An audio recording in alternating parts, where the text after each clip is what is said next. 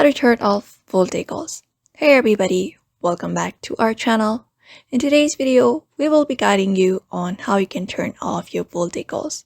So if you're also wondering on how we can do that, in this video, we will show you an easy step on how we can do it. So let's just get started and turn off our VoLTE calls. First thing first, open up your mobile device and you just need to directly head over to your main settings of your phone. And once you're here, you will be seeing this interface on your screen. So look for the connections or Wi-Fi on your device and directly head over to the mobile networks.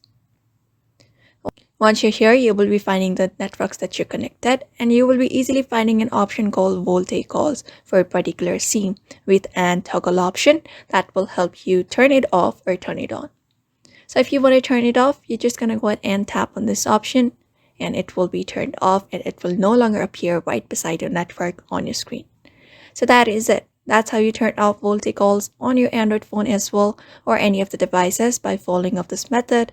So therefore, I hope this video was helpful to you, and thank you for watching this video.